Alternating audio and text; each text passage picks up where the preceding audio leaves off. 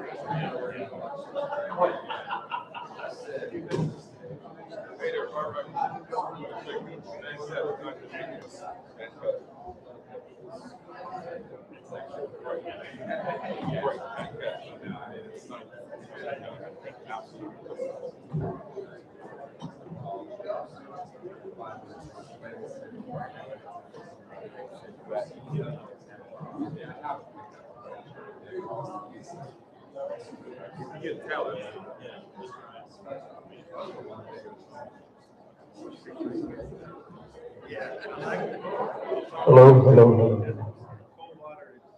Buenas tardes. Buenas tardes.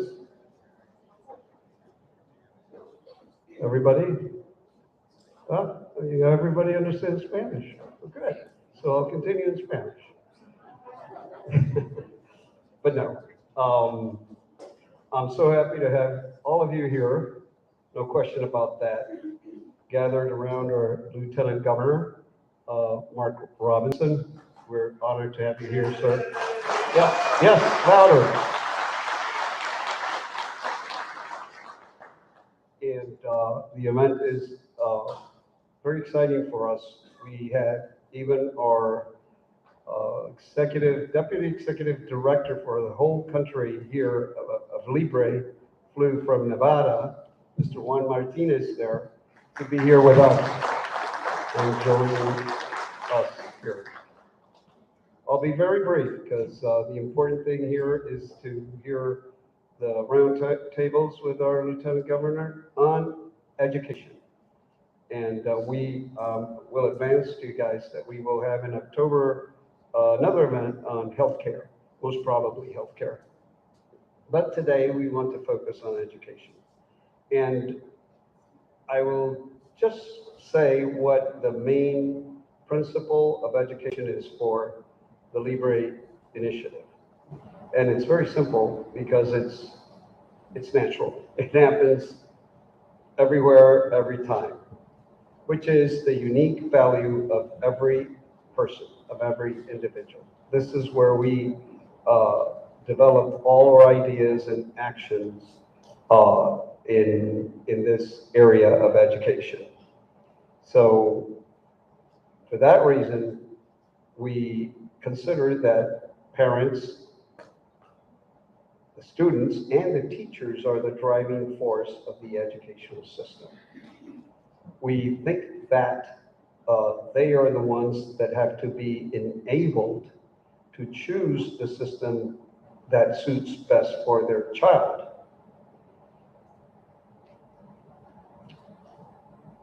And so you will hear probably in this event some talk about educational savings account, which is a versatile new tool that's been already adopted in West Virginia, and probably Arizona, I'm not sure, in other states. So these are accounts that will enable parents to have a credit from state funds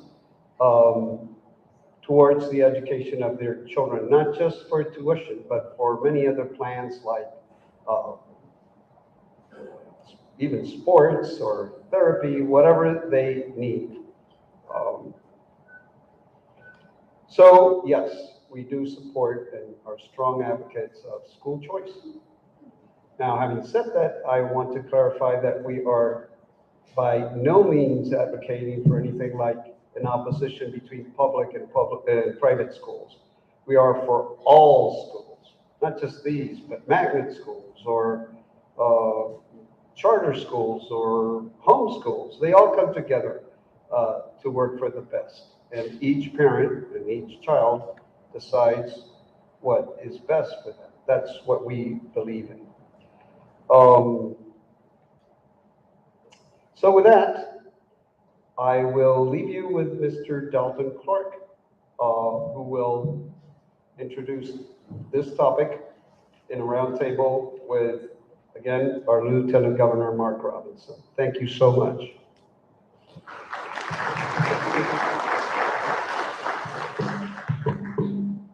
Good afternoon. Thank you all for being here today. I want to first start off by saying thank you so much to our panelists, our elected officials. Thank you all so much for the time that you're sacrificing today to come out and have a conversation about a very important topic for us. I think most folks in the room will recognize our Lieutenant Governor and Representative Paré, so I just wanted to give just a quick second to let our other panelists just do a quick introduction of who they are, what organization they're with, and then we'll jump right in and get started. So without further ado, Rocio Anderson, and that mic, Rochelle, if you wouldn't mind just passing that down and turning that on.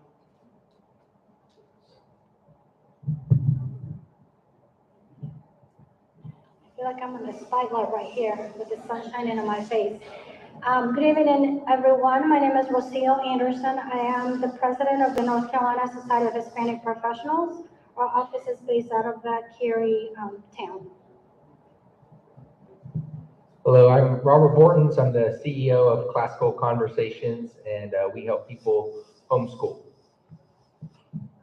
Hi, my name is Juan Martinez. I'm the Deputy Executive Director for the Libre Initiative. On your flyers, there's a name that says Daniel Garza. His flight couldn't make it, so now you're stuck with me. I apologize in advance.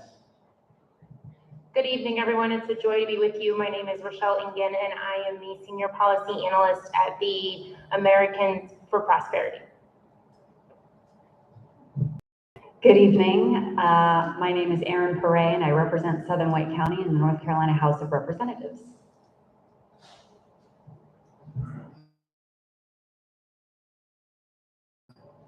Send it on down. Because we'll start off with the Lieutenant Governor. Lieutenant Governor, thank you again so much for being here with us today. I just wanted to start off with one of our principal values on education and open it up with where does learning happen?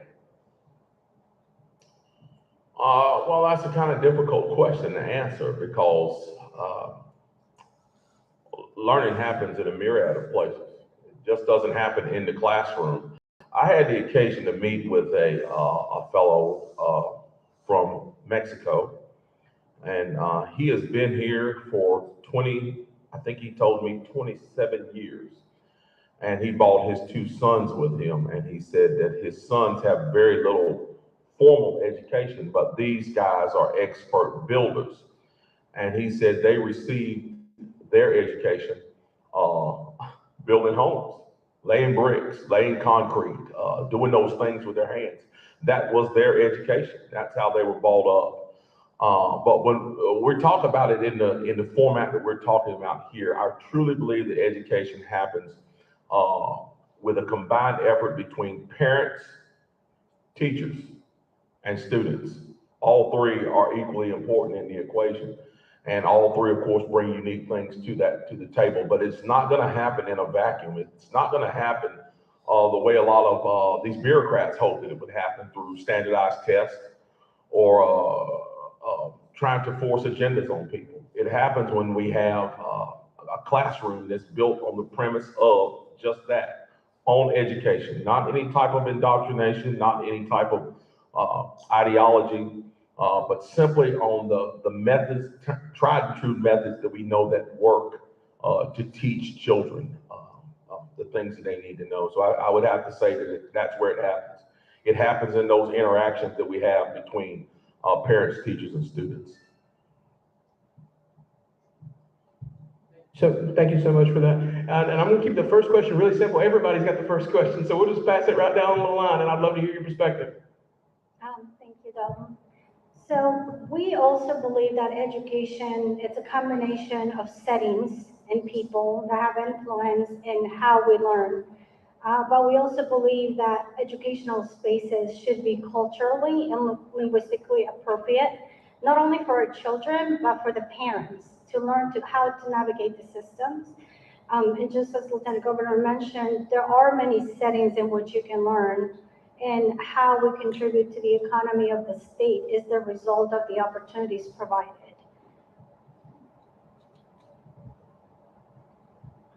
Yeah, I believe education happens everywhere. It happens when you have someone who loves the student, pouring their lives into them, because education isn't just about getting a job, it's about becoming fully human to pursue truth, beauty, and goodness. And you need mentors and people that love you around you to be able to do that. So I believe education can happen everywhere, and it does. Yeah, I agree. I think education happens everywhere and through a variety of avenues. Talking about like in church, in school, not just in schools and out schools, but like everywhere. I think something the Lieutenant Governor said is profound. Like my family is of Mexican heritage, and like they get a lot of education building houses. So we need to think about ways on how to give credits in public schools or in current education systems with those skills. Those are you learn a lot when you're talking about how you're going to measure, where you're going to cut, and how you're going to build, and make sure that it stays up, make sure it doesn't crumble. So I think education happens everywhere, and I think that we need to have a system that really promotes learning outside of the classroom. I agree with all my other panelists that education happens everywhere, and I think another thing to look at is what the purpose of education is. I think we all have a different reason as to what the purpose is, but I would say one of the biggest is for students to discover, develop, and deploy their passions and interests. And as my fellow panelists said, that doesn't just happen in a classroom. It can happen at church. It can happen at an after-school activity or building a house, and creating the platform for students to be able to pursue their interests and discover them and deploy them into their daily lives and build their future is really key. And having the policies in place to let students do that is really important. Thank you. I guess I would just make one comment, just a little different than my fellow panelists here. I think children, particularly young children, I guess even teenagers are young children, but they're sponges. And I think education happens all over the place, but it's so important to empower parents to really take hold of what their children are learning and being educated with, maybe online or somewhere where there isn't an oversight or an adult watching. And I think that that's a challenging for a lot of families to really be there and keep track of everything that's going into our children's minds these days. So I think part of learning, yes, it's everywhere, it's in our community. We want to learn from people who have unique talents and unique skills that contribute to our society and our communities, but we also want to make sure that our parents and our care providers are watching closely so that education is positive for our children and they're put on a positive direction to achieve their dreams and be valuable members of society in a positive way. Thank you, guys. So, Representative, you can hold on to the mic. I'll bounce right back to you because you brought up a great point.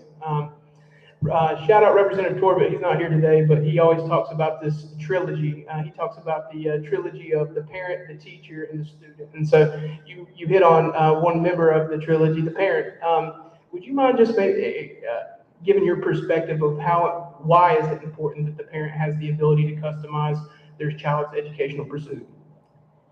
Well, I don't know about you. How many people in here are parents? Can you raise your hand? Almost everyone.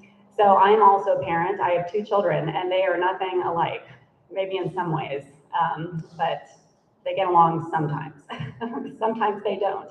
But they have unique talents, and they have unique challenges. And I don't know anybody that knows more about their talents, their challenges, and their potential than my husband and I do, because they're our kids. So it's just critically important that parents have a role in deciding the best pathway for their children's education. And I think that that is completely in the spirit of a sound basic education, because we want our children to succeed. We want to put them on the paths that make them successful and that give them the gifts that they need to live a quality life. And I think, you know, my sister is a special needs adult. She had a lot of learning differences when we were growing up. And I know her path of learning excellence and success for her, what that meant for her and her situation was different than my other sister and I. But the people that knew that best were my mom and dad. And so I think parents and grandparents, the caretakers that should be empowered to make these decisions for how best their children should be learning and what pathway they are most going to be achieving success. Thanks, you can pass it down now. Lieutenant Governor, I'd ask you the same question. How important is it that the parent has that input in the Trinity, if you'll oblige? So my thoughts on this is that in order for us to have an education system that is going to be successful, at the very top of that needs to be the parent. The parent needs to determine the educational destiny of their child. No one, no bureaucrat, nobody else needs to stand in the way of a parent determining the direction of their child's education. North Carolina needs to make a strong statement saying that. And we need to have every opportunity for parents to have their children educated in the way that they see fit. That is the number one thing. One of the things that I think has gone wrong in public schools right now, sadly, is that we've used public schools more in some cases, more as a daycare than we have as a school. And parents are not involved in that process. And in some places, sadly, parents are being pushed out of the process. We see that happening more and more in some of our cities. That has got to stop. We've got to build an education system that says not only are the parents welcome into the system, the system itself needs to say to the parent, this is not going to work without you. We have got to have you involved in your child's education. If you want your child to be successful inside of these hallways, inside of these classrooms, you are going to have to be involved in your children's lives. That parlays over to us as elected officials to ensure that parents have the freedom and the opportunity to make sure that their children have those educational opportunities as they see fit, not as we see fit. Ms. Anderson, we'll change gears just a little bit. So if you've hung around Americans for Prosperity for any amount of time, you've probably heard the phrase breaking down barriers. that is the crux of who we are and what we look to do, is break down barriers that stand in the way of reaching a society of mutual benefit. And so I'd like to just shift gears just a little bit and talk about some of the barriers that exist in education. So Ms. Anderson, at your organization, what are some of the greatest barriers that you see for Hispanic students in North Carolina? Thank you. So I think I will start by saying, for all of you that are not aware of this, Hispanics in North Carolina are over 1.1 million, and we are contributing about $9 billion to the economy of North Carolina. I say that to say that the opportunities for higher education are not in place yet. And I said not yet because there's still a lot of work to be done by all of us in this room in creating that pipeline and creating the opportunities for our students. We work with middle school and high school students to ensure that their parents and themselves are able to learn how to better navigate the school systems in North Carolina, to empower them, to make sure that they have a say-so in the education of their children and that their children feel comfortable navigating those systems. We are helping to create a pipeline for the students to access community college, to go for those trade skills and learn how to better serve and contribute to the economy of North Carolina. So with the barriers that we have, we are contributing as much. Can you imagine how much more we will be able to contribute without the barriers? And the barriers are just like any other student in North Carolina. Access to higher education, access to be able to pay for college, learn how to do the FAFSA. I consider myself a person that can read and understand systems, and I struggle with both of my kids walking through the FAFSA, understanding what it is and what it serves for. This is the type of work that we do with our students and with our parents, because the information is not always available. Teachers don't have the time to share this information with parents and students. The school systems don't have the structure or the capacity to provide this information. So that's where we come in. But we're also a small organization working with all families across North Carolina. So the barriers, I probably wouldn't be able to tell you all in this small amount of time, but we do welcome any questions, any comments on our website, and I'd be also available to talk to you after the meeting today.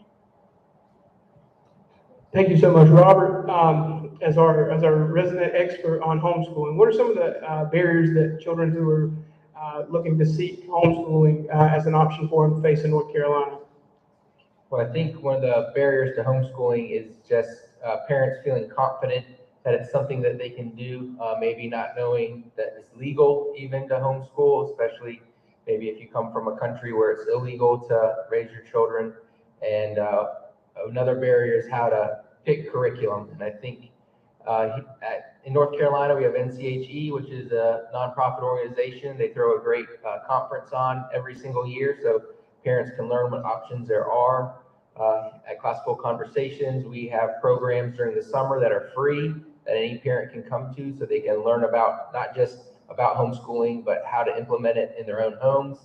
And so there's a number of organizations that are out there to help you, but a lot of times parents don't know where to go or even that it's an option. So I think that's the biggest hurdle, is parents not knowing that they can homeschool and that there's support for them. It's not lone school, it's homeschool, and you can do it.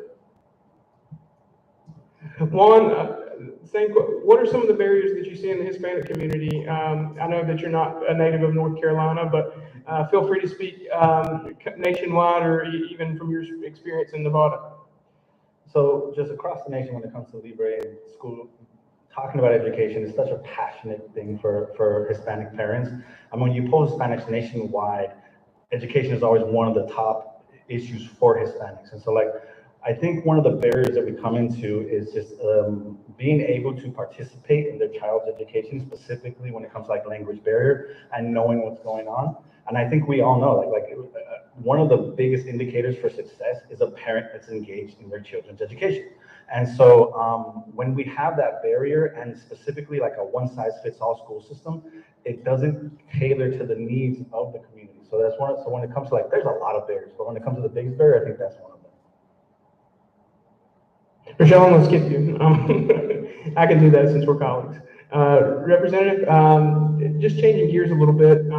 We've talked a little bit about the public school system. We've talked a little bit about homeschooling. We've talked a little about alternatives there. What is one of the most innovative learning experiences that you've seen in your district? Or, and it doesn't have, don't limit yourself to your district, but what's, because I know that your experience is extensive in your other work. So what's one of the most innovative learning experiences you've seen? Well, I have to say, in my district, which is Southern Wake County, we are very blessed to have strong charter schools, some of the best in the state, best performing in the state. We have very strong private schools. We have awesome public schools. Both of my kids go to public school in my district. And we have a very robust and effective homeschooling community.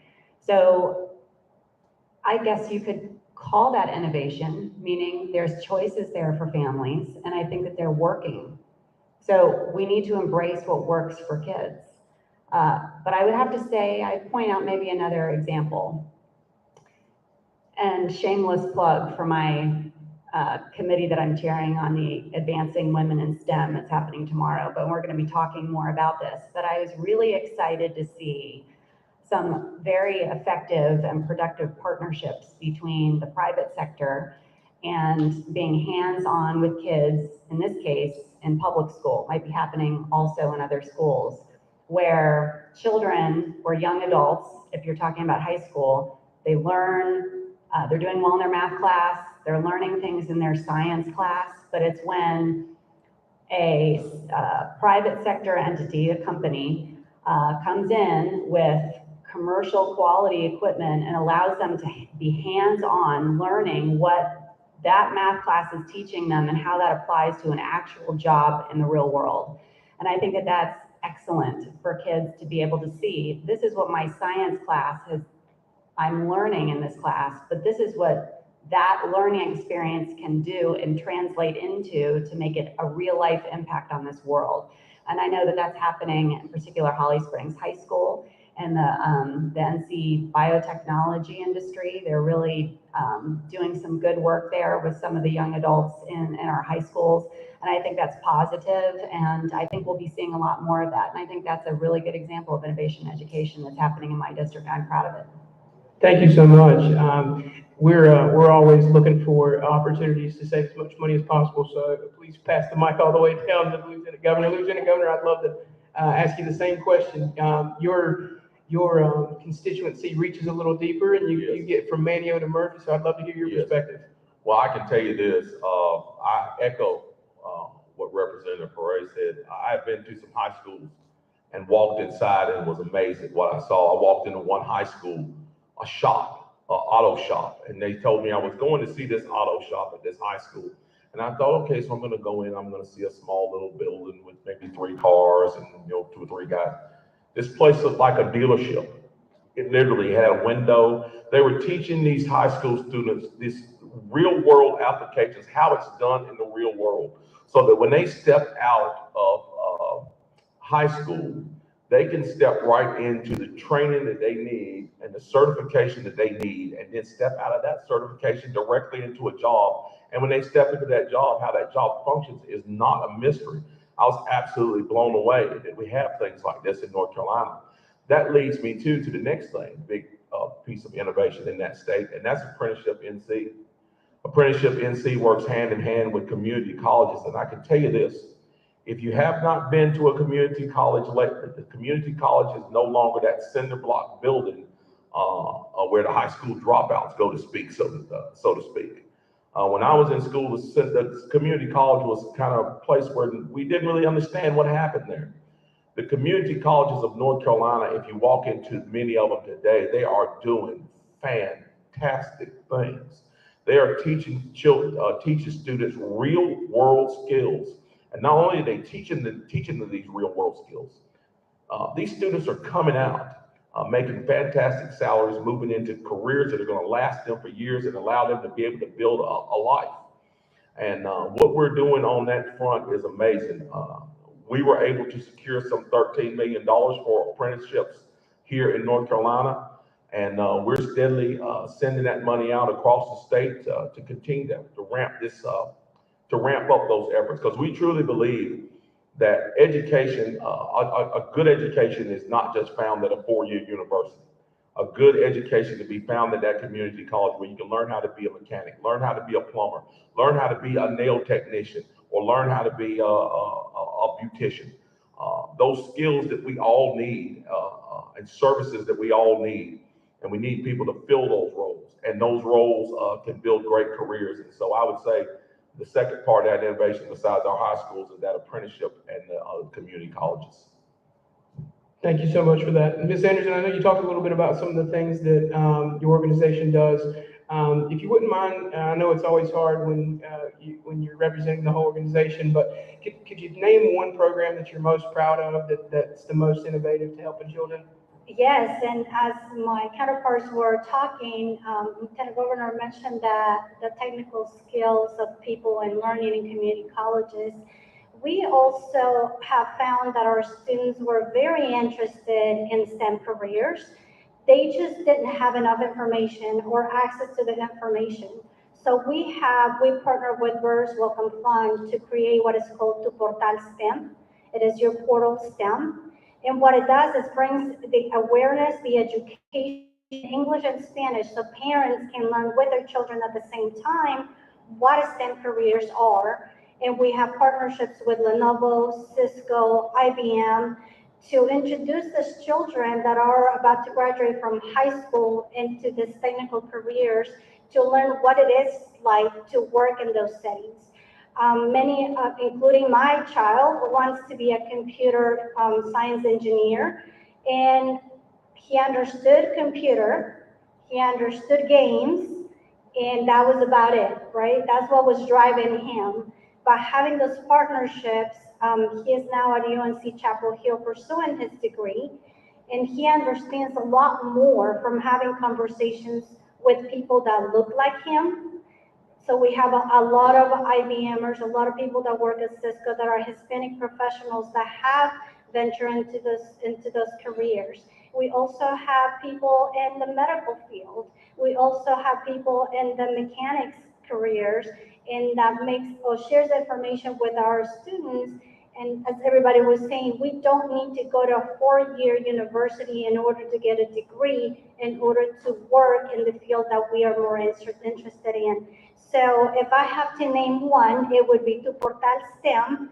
And we are working with Wake County Public Schools in a program called Graduate, in which we have coaches that are embedded into the systems that work with our students to make sure, again, that they have the information they need and that their parents have the information they need, so that the student, if they want to pursue a community college education, that they are able to follow that path.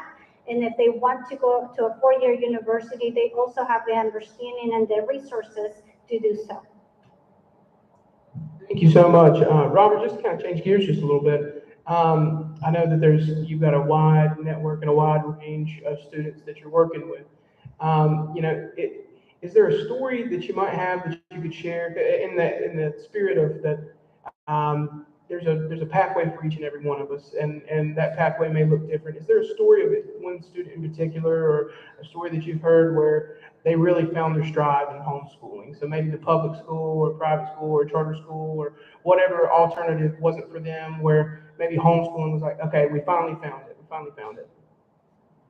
Yeah, I mean, we have hundreds of stories like that, and it's important for me to let you all know it's when parents are empowered and they see that smile on their kid's face, that's when you can see learning happen.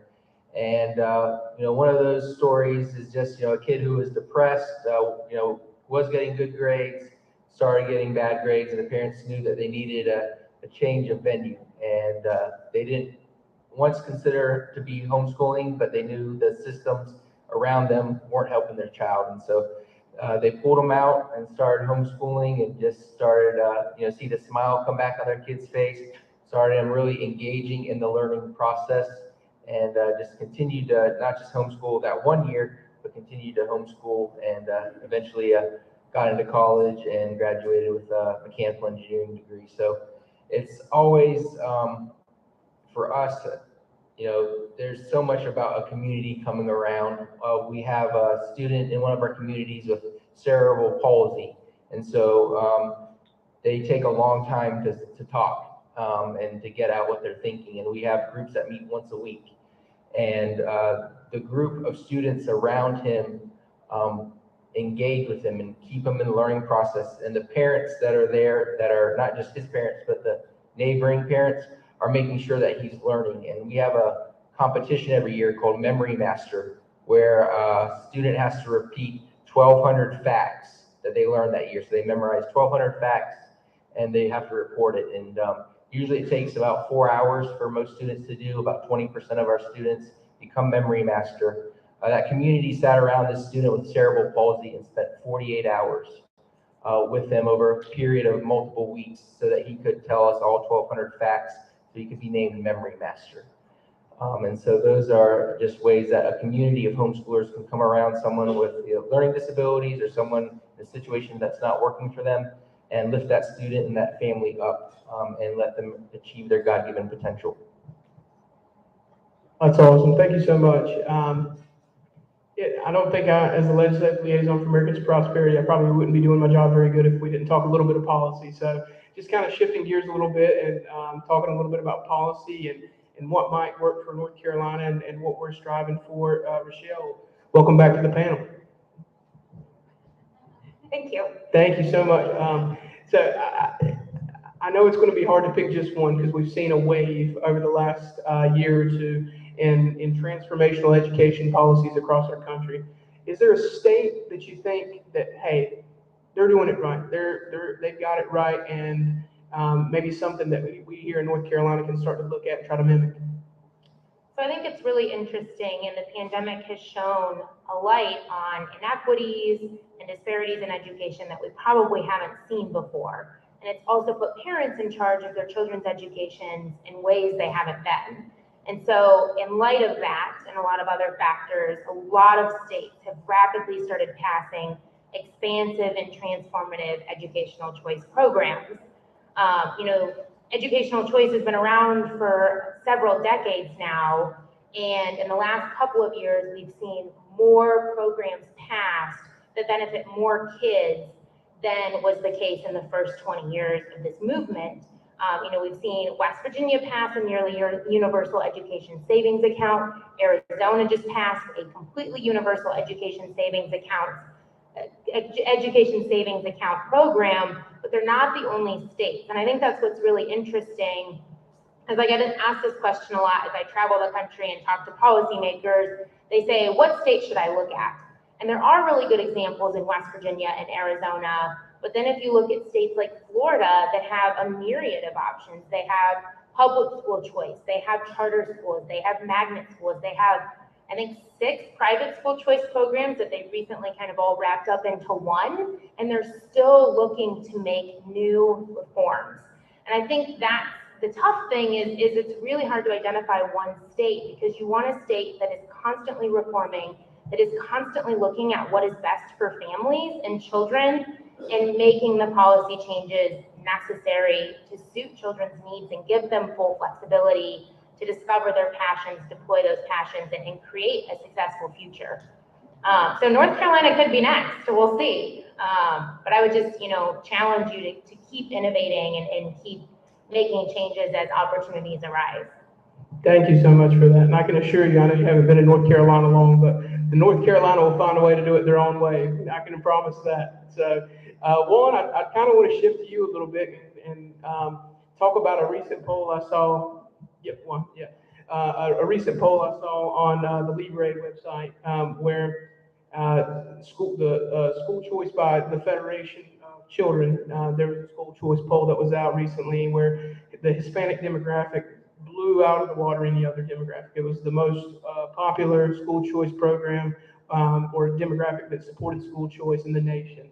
Maybe if you could talk a little bit about why you think that is, and to piggyback off that and talk a little bit about North Carolina specifically. We do have our opportunity scholarships here in North Carolina, where Hispanics make up almost 35% of all applicants. And so why is that? What does the Hispanic community see that some of the other groups might not see, and why educational freedom is important?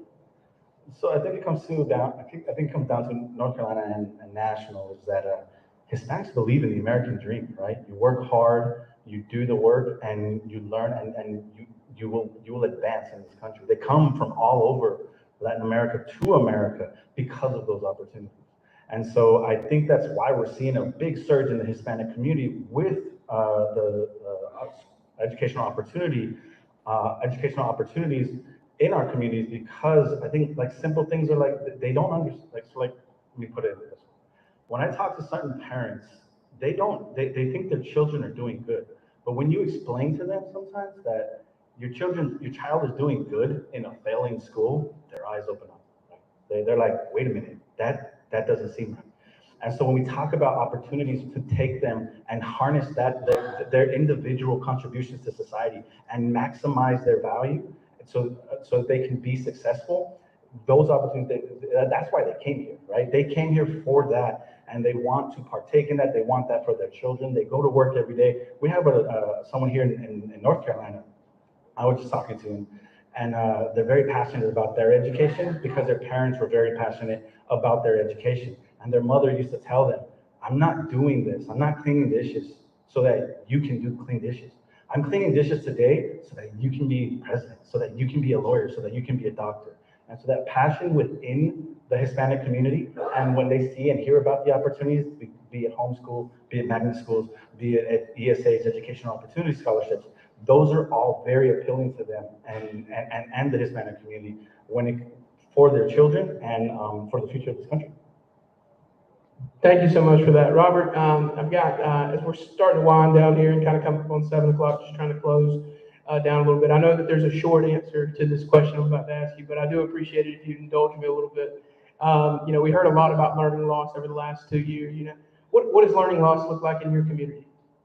Yeah, I mean, it didn't happen because our parents are taught how to educate their children. And so when the pandemic happened, one of the things that I was most proud of Classical Conversations families was they were resources for their neighbors, that they love their neighbors well. So when the mom next door, who maybe wasn't using our program, but was trying to figure out how to navigate the online education program that the public school was giving them, they were there to be a resource for them and help them along. So not only did we not see learning loss in our communities because we were able to keep going because we're homeschoolers, we actually helped reduce learning loss for the entire country because we are loving and helping our neighbors through the pandemic.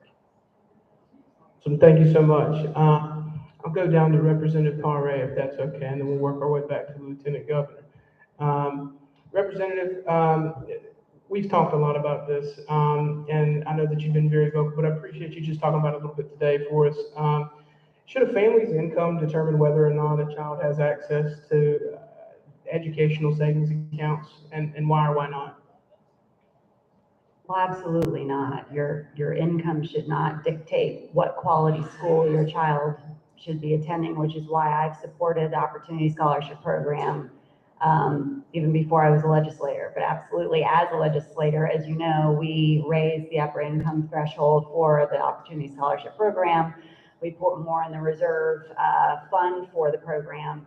And I think you see pretty good support in the General Assembly for that Opportunity Scholarship Program. Here in Wake County, I think we have over 1,300 children who were part of that in the last school year. We see the popularity of the program grow, and it's working. It makes sense. So why would we want to roll back a program that has good outcomes, positive outcomes, and is working for families? That doesn't make sense. So we need to continue to embrace these innovative ideas of choice and opportunity for children who may not have those opportunities if we don't encourage that at the state level. So that's very important. And I think that the majority of North Carolinians, maybe even Americans, would would agree with that. I know there was a recent poll, I think it was a Civitas poll back in January, that had 81% of likely general election voters saying that they supported school choice, and included in that is the Opportunity Scholarship Program. So it just makes sense, it's sensible, and we need to keep on that pathway. Follow up for you, if you indulge. What about zip code? Oh, I'm sorry, I just mentioned income, yes, and including zip code, yes. Thank you so much. Lieutenant Governor, I'd like to come back to you for a second if we could.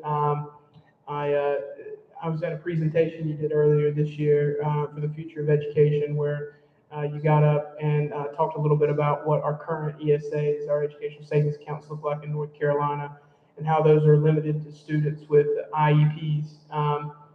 What would expanding ESAs for all students in North Carolina mean to our state and for educational freedom? So I'm following along some notes here because on that, because I wanted to read a quote from the statute. It says, there is established in North Carolina a personal education students account for children with disabilities program to provide the option for parents to better meet the individual education needs of the parent's child. That's the first line in that statute. Again, it goes hand in hand with putting the power in the parent's hands. And that's what we have got to achieve. I believe we need to expand these programs, and anything that impedes expanding these programs needs to be pushed out of the way, because again, this is not going to work. Our education system is going to continue on the decline if parents do not feel like that they are in control of their education, their children's educational destiny. You know, we're having a national conversation right now talking about forgiving student debt to the tune of, hundreds of thousands of dollars in some cases. How can we talk about forgiving that debt and then talk about limiting the educational opportunities of students in required schooling K through 12? That's where we need to be putting our investment. And I believe if we put those investments there, allow that money to follow that student, and allow those parents to have that power, we will see a lot less student debt. And let me tell you what I mean by that. Students will go to college with a plan and a purpose, because they'll go through an education system where they've been guided by a combination of their parents, their teachers, and guidance counselors to get them a plan before they get to college. They won't come out of college with hundreds of thousands of dollars in debt for a degree that they cannot use. They'll come out of college, they'll come out of high school with that plan, ready to move into higher education if they choose, with a plan and a purpose. That's only going to happen if we allow the parents to be in charge of that education. And I believe that these ESAs do just that. So we need to expand them. Ms. Anderson, thank you so much. Mr. Anderson, let's fast forward. Let's go into the future a couple of years. We've got expanded. I'll be eager. I won't say a couple of years. I'll say next year. Let's go into the future next year. We've got expanded ESA program. What would more funding for Hispanic students be able to do with folks that are in your program and who interact with your organization? So we have a scholarship program as well, and we provide funding for students that are heading towards a 2-year education, community college, or a 4-year university. And I think having access to additional funding, or having the structures in middle and high school that provides all of this information to parents, empowering them and to students to be ready for a college education, will open more opportunities and more doors for them to utilize funding that will be available to them, but also to apply for other scholarships that may be available for the specific path that they want to follow. And for us, the work is not done. So whether it be the next year, the next 2 years, we're gonna be here as long as our Hispanic children and families need us. Great, thank you so much. Representative Parra, wanted to wrap up and as we're coming right here at 7 o'clock, and finish with, the last couple of years, and I'm gonna give you a shout out to the STEM program as well. In the last couple of years, we've seen how fast technology has changed the way that we do everything, not just education, but just everything, and each part of our lives is now touched by that. How can we create a landscape in North Carolina to keep up with the innovative and technological changes, both in education and otherwise?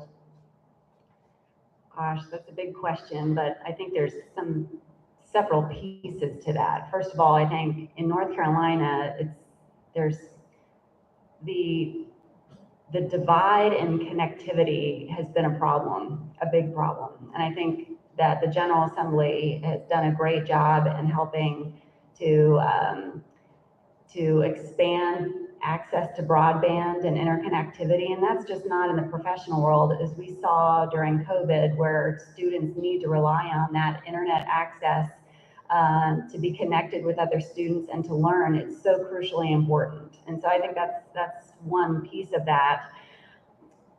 But I think we need to think a little bit about innovation in education when it comes to technology and relying on technology and what that might be replacing for kids.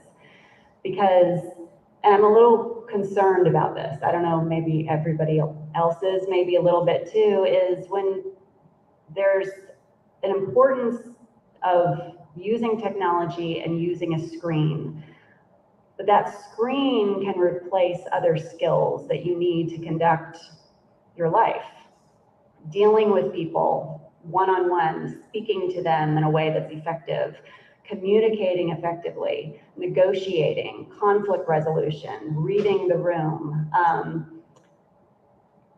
confidence building. And I think you only get that when you're sitting with other human beings, talking to them. There's just skills that you get that you don't get necessarily from a screen. And I think that we need to be thinking about, as we keep up with advances in technology and innovation, that we also need to remember that we have to incorporate these life human skills into the classroom or the learning environment, even if it isn't a classroom.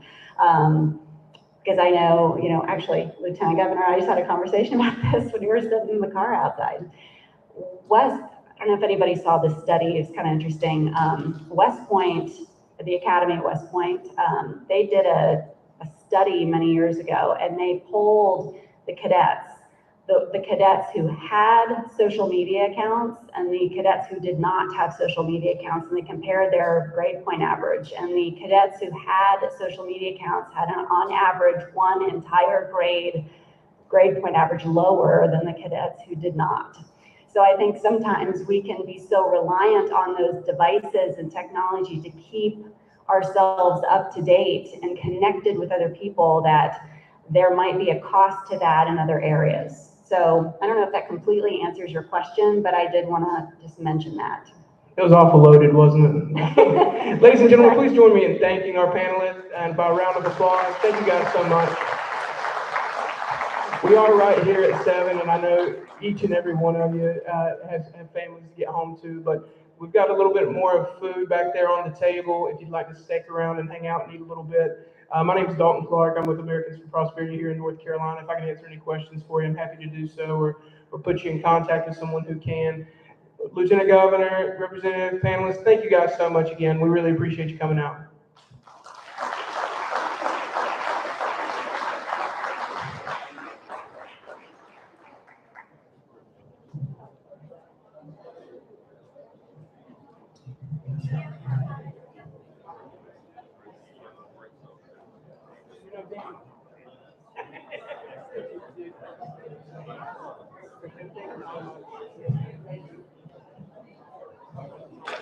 Well,